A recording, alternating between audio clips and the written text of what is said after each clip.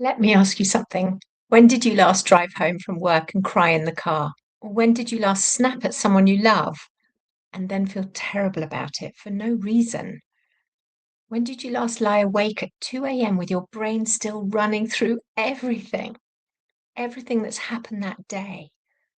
If any of these feel familiar, I need you to keep watching because what I'm about to share with you isn't a lecture and it isn't a list of tips that you've heard before.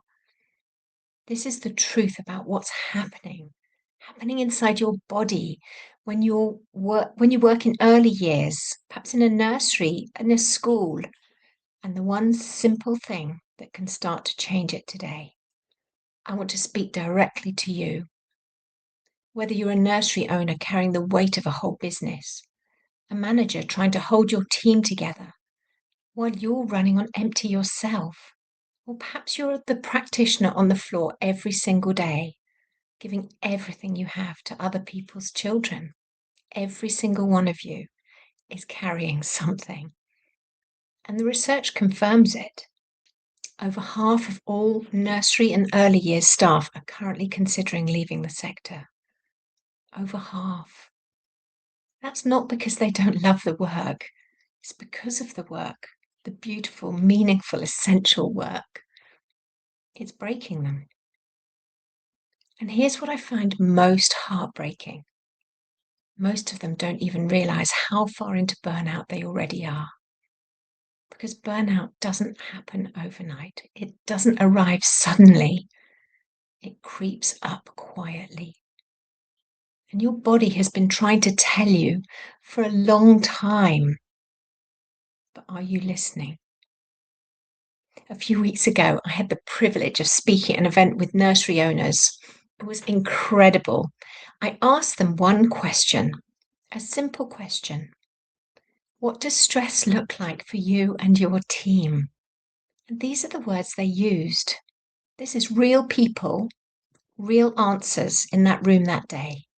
They said overwhelmed, emotional, not sleeping, palpitations, crying at nothing, snappy, can't think clearly, hair loss, headaches, avoidance, withdrawal, sick days, migraine, panic, IBS, vertigo, spinning plates, stiff neck, painful breathing, no peace. These aren't weak people. These are some of the most dedicated, compassionate, hardworking professionals in the country. And every single symptom on that list is their bodies sending them a signal. The question is, do you know how to read these signals? There's a concept in psychology called the window of tolerance. It's really helped me learning about this. And once I understood it, I never looked at stress and stress responses the same again. So here's how it works. Imagine a window, and inside that window is your optimal zone, the place where you can think clearly, you can regulate your emotions and connect with your team. You can be present with the children and make good decisions. That window is where you live as your best self. Now, when the demands of nursery life push you beyond that window, too much pressure, too little recovery time, too many people needing things from you all at the same time, perhaps things at home on top of that, your nervous system kicks into survival mode. And above the window, you become hyperactivated. That's when the snapping happens, the palpitations, the racing heart, the overreacting to small things, the short fuse. And below the window, you become hypoactivated. That's the shutdown, the quiet, the withdrawal, the glum face, the lying awake, unable to switch off because your brain is stuck in a loop. And both of these states, above and below your window, are your nervous system doing exactly what it was designed to do. It's protecting you. But here's the thing that we're not telling people in education.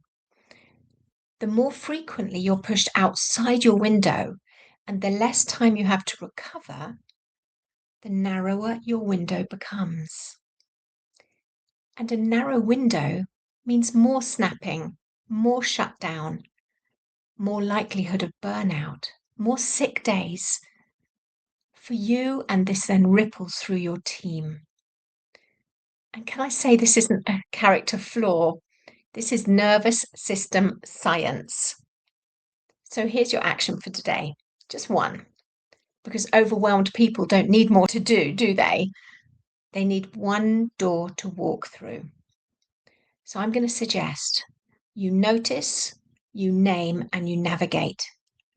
The next time you feel yourself getting snappy or tearful, or just like you can't cope, I want you to pause and do three things. First, notice. Don't push it down. Don't power through it. Just stop and ask yourself, where am I right now? Where outside my window? Activated, reactive, wired, or below it, flat, withdrawn, and numb? So, secondly, name it. Say it out loud or in your head. I am outside my window of tolerance. My nervous system needs support. This is not weakness. This is the most self aware thing you can do. And naming it activates a different part of your brain, one that can start to regulate. Step 3, navigate back. One breath. A walk to the kitchen, stepping outside for 60 seconds, placing your feet flat on the floor and feeling the ground beneath you. Any small act of physical regulation that tells your nervous system, we are safe. We can come back. So you're noticing, naming, navigating, and that's it. That's where change begins. Not in a week-long retreat or in an expensive program, as lovely as that might be, but in a moment of noticing. I want to leave you with this. Every person in that room of nursery owners who shared their symptoms, the crying, the insomnia, the vertigo, the spinning plates, that is their teams. And they didn't share because they're falling apart. They shared because for the first time, someone was asking, and they felt less alone. If you work in a nursery or in an early years setting, whether you're an owner, a manager, a practitioner, whether you're an educator, you are doing one of the most important jobs on this planet. You're shaping the brains, the hearts, the nervous systems of the next generation. But you can't do that from empty. Your well-being is not a luxury. Your well-being is the foundation of every single thing you provide.